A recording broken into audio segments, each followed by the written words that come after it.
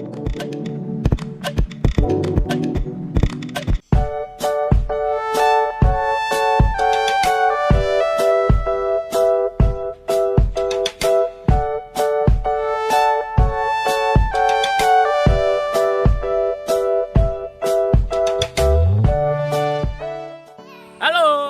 hangat luar biasa. Jumpa kembali di channel edukasi pembelajaran online bersama saya Toto Priyono di sini. Di sini akan memberikan materi tentang pelajaran kelas 5, tema 1, subtema 3, pembelajaran 1. Untuk lebih jelasnya, mari kita ikuti tayangan video berikut ini. Selamat pagi anak-anak. Assalamualaikum warahmatullahi wabarakatuh. Pada kesempatan kali ini kita akan belajar pada tema 1, organ gerak hewan dan manusia, subtema 3, lingkungan dan manfaatnya. Dan kita sampai pada pembelajaran 1. Anak-anak sekalian, sebelum kita mulai pembelajaran, jangan lupa untuk berdoa lebih dahulu. Anak-anak, amatilah gambar berikut ini. Berdasarkan gambar tersebut, kita dapat membuat sebuah cerita. Untuk dapat membuat cerita berdasarkan gambar, kita dapat membuat langkah-langkah sebagai berikut. 1. Amati dengan cermat gambar tersebut. 2. Buatlah ide pokok masing-masing gambar. Dan yang ketiga, kembangkan ide pokok tersebut menjadi sebuah paragraf. Untuk memudahmu dalam membuat cerita bergambar. Nah, sekarang kita akan mengamati cerita Rani melihat kerajinan gerabah di Pulau Madura. Hari Minggu ini, Rani diajak pergi ayahnya ke Madura. Ayah Rani ingin membeli beberapa kerajinan gerabah untuk pelanggannya. Seperti kita ketahui bersama, bahwa Madura salah satu daerah penghasil gerabah yang berkualitas tinggi. Sepanjang perjalanan menuju tempat produksi gerabah, Rani sibuk mengamati alam sekelilingnya. Rani takjub akan dimiliki oleh Pulau Madura. Rani juga kagum akan orang-orangnya. Mereka pekerja keras. Mereka juga pandai memanfaatkan potensi alam yang ada di sekitarnya. Mereka bekerja keras dari pagi hingga sore. Tak kenal lelah meski harus berkubang dengan tanah, menggali dan mengumpulkan tanah liat untuk dijadikan bahan pembuatan gerabah. Gerabah dari Pulau Madura, salah satu warisan karya budaya yang sangat tua, luas persebarannya, dan mampu bertahan hingga sekarang adalah gerabah, yakni barang pecah belah dari tanah bakar yang dibuat secara tradisional. Gerabah juga dikenal dengan sebutan tembikar. Gerabah konon sudah dibuat manusia sejak mereka hidup menetap dan mulai bercocok tanam beberapa ribu tahun lalu sebelum tahun Masehi. Dan kini masih kita dapatkan di seluruh pelosok Nusantara, tak kecuali Pulau Madura. Jadi ide pokoknya adalah salah satu warisan karya budaya yang sangat tua, luas persebarannya, dan mampu bertahan hingga sekarang adalah gerabah.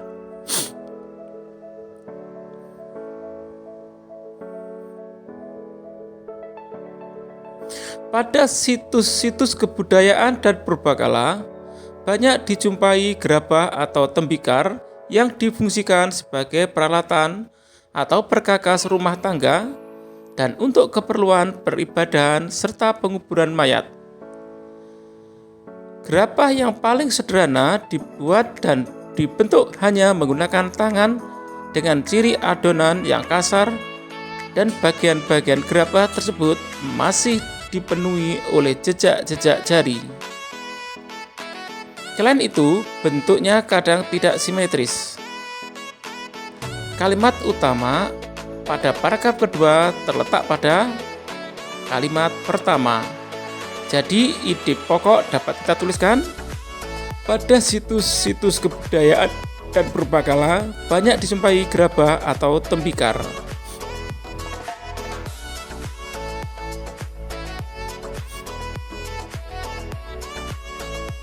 Tidak terkecuali di Pulau Madura, gerabah dibuat untuk difungsikan sebagai peralatan sehari-hari masyarakat setempat yang dilakukan secara tradisional seperti apa yang dilakukan oleh para pendahulunya.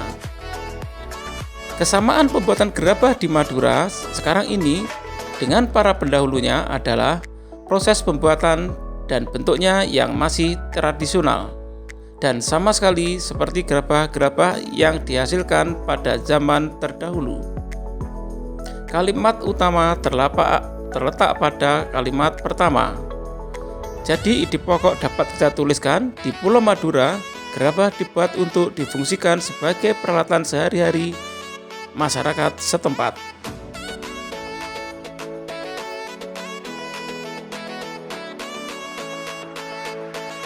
Gerabah-gerabah yang dihasilkan oleh para perajin di Madura adalah gerabah yang dibuat dari tanah liat yang berwarna kuning dengan pasir halus. Tanah liat juga dapat dipergunakan, tetapi kualitasnya kurang baik. Kalimat utama terletak pada kalimat pertama. Jadi ide pokok dapat kita tuliskan: gerabah-gerabah yang dihasilkan oleh para pengrajin di Madura dibuat dari tanah liat yang berwarna kuning dengan pasir halus.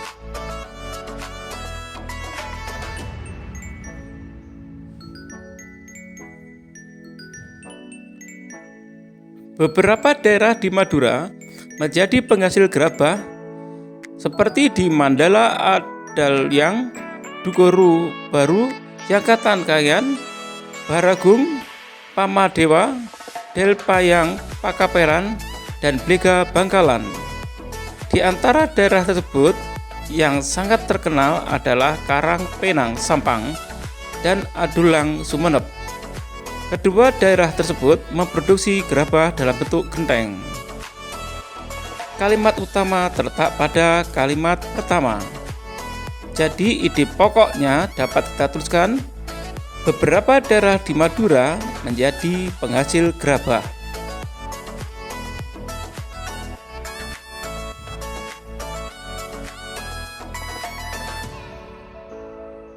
Memang tidak semua daerah di Madura menghasilkan gerabah. Hal ini disebabkan karena tidak semua wilayah di Madura memiliki struktur tanah liat yang dijadikan bahan dasar pembuatan gerabah. Secara umum, tanah-tanah di Madura mengandung pasir yang tinggi. Karena Pulau Madura dikelilingi oleh pantai, sehingga tidak bisa digunakan untuk membuat gerabah. Kalimat utama terletak pada kalimat pertama. Jadi, ide pokoknya dapat kita tulis: tidak semua daerah di Madura menghasilkan gerabah.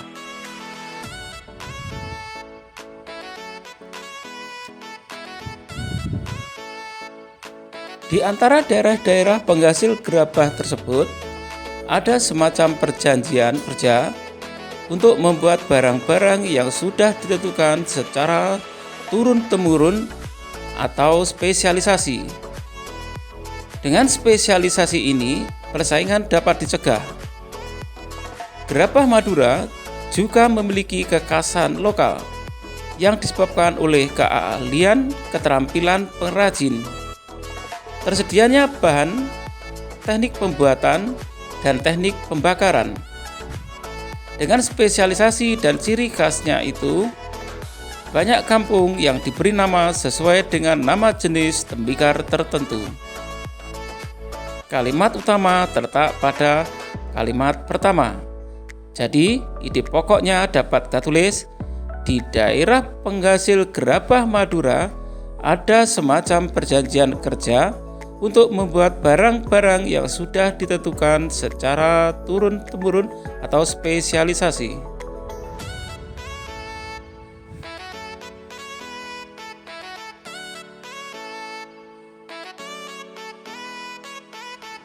Peralatan pengrajin gerabah Madura adalah alat-alat tradisional yang tidak jauh bedanya dengan yang sudah digunakan pada zaman prasejarah. Alat-alat umum adalah cangkul, linggis, ember, dan alat-alat khusus seperti berikut. 1. Penumbuk atau penumbuk berupa bulatan bertangkai untuk membentuk bagian dalam. 2. Panempa atau penempa untuk membentuk dan menghalus bagian luar berupa sekeping papan. 3. Pangorek atau pengerek, sejenis sabit bermata miring bertangkai panjang untuk menghaluskan bagian dalam. 4. Payabungan, wadah air untuk materi gerabah dengan secarik kain agar mudah dihaluskan.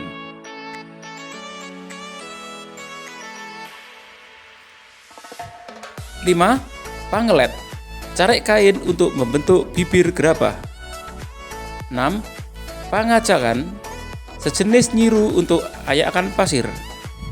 7. Pangabuan, tempat abu. 8. Panompal, alat menyaksikan abu dari pembakaran. 9. Werkower, galah berujung kawat tengkung. 10. Pamatong, sejenis pisau atau kawat pemotong tanah liat. 11. Pungku, pembakaran gerabah. Di pokok paragraf kedua terletak pada kalimat pertama, peralatan yang digunakan pengrajin gerabah Madura.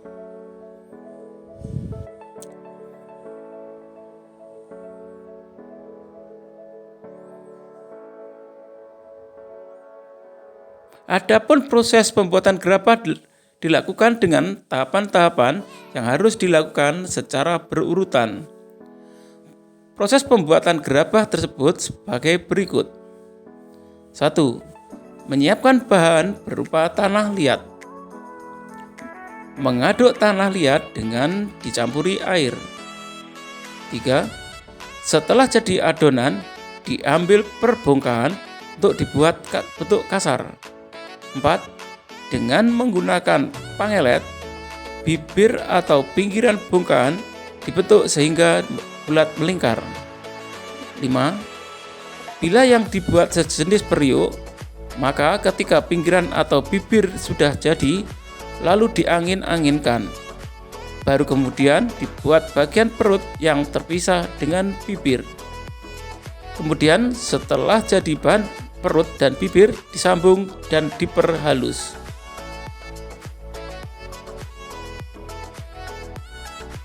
6. Bila yang dibuat bertelinga atau bertangkai, maka dibuatkan telinga atau tangkai untuk kemudian ditempelkan atau digabungkan dan diperhalus. 7. Setelah halus dan diteliti kesempurnaannya, kemudian dijemur atau dibakar hingga benar-benar kering. 8. Langkah terakhir setelah kering adalah dibersihkan. Namun untuk beberapa daerah ada yang masih menyempurnakannya dengan dicat yang berasal dari lumpur. Ide pokok paragraf ke-9 adalah proses pembuatan gerabah.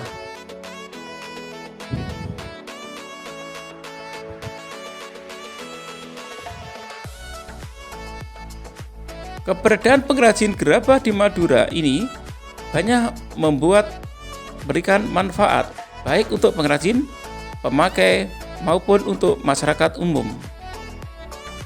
Pemakai gerabah Madura memperoleh banyak keuntungan seperti harga murah, anti karat, mudah dibersihkan, dan mengurangi polusi.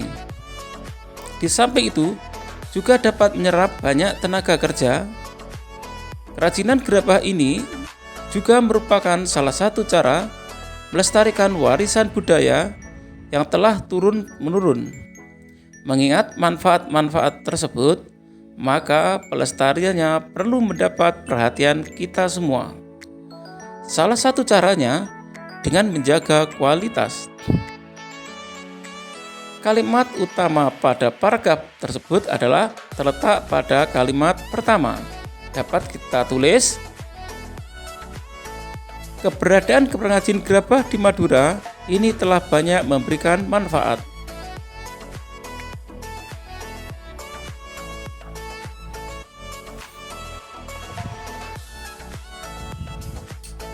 Meski gerabah masih tetap diproduksi, tetapi dalam perkembangannya dihadapkan pada produk-produk modern.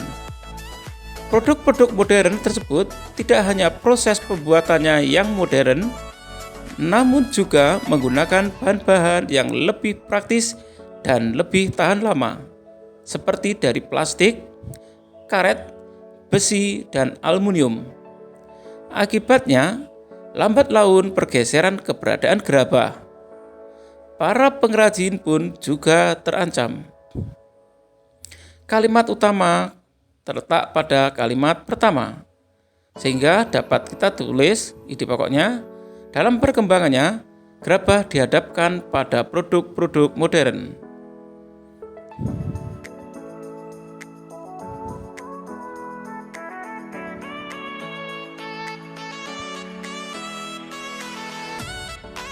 Anak-anak sekalian, pengrajin gerabah tersebut menggunakan alat geraknya berupa tanah untuk menghasilkan gerabah. Pada pembelajaran sebelumnya, kita telah mengetahui bahwa alat gerak tersusun atas tulang-tulang yang saling bersambungan. Sambungan antar tulang tersebut disebut dengan sendi. Sekarang, mari kita belajar lebih jauh tentang sendi.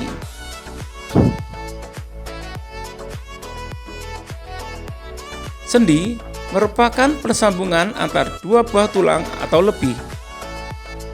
Berdasarkan sifat gerakannya, sendi dibedakan menjadi 3 jenis, yaitu sendi mati, sendi kaku, dan sendi gerak. Sendi mati tidak mungkin gerakan. Sendi kaku memungkinkan sedikit gerakan. Dan sendi gerak dapat dipergerakkan dengan bebas. Sendi gerak terdiri dari sendi putar, dapat digerakkan memutar. Contohnya, pertemuan tulang leher dengan tulang tengkorak. Sendi engsel dapat digerakkan satu arah saja. Contohnya, pertemuan tangan lengan atas dengan tulang hasta. Atau sendi pada siku atau sendi pada lutut. Sendi pelana dapat digerakkan kedua arah. Contohnya, pertemuan telapak tangan dan tulang ibu jari. Sendi peluru dapat digerakkan ke semua arah. Contohnya, pertemuan antara tulang panggul dan tulang paha. Sendi gesek dapat digerakkan menggeser. Contohnya, pada tulang pergelangan tangan kaki, pergelangan tangan, dan di antara tulang belakang. Demikian tadi anak-anak pembelajaran tema 1 subtema 3 pembelajaran pertama.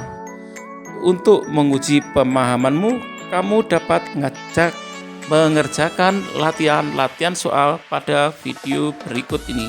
Sampai jumpa pada pelajaran berikutnya. Sampai jumpa di pembelajaran berikutnya dan selamat belajar. Selamat pagi anak-anak. Bagaimana video tadi? Cukup jelas bukan? Mudah-mudahan bisa dipahami dan dimengerti. Sampai ketemu kembali dalam video pembelajaran berikutnya. Tetap semangat dan rajin belajar. Wassalamualaikum warahmatullahi wabarakatuh.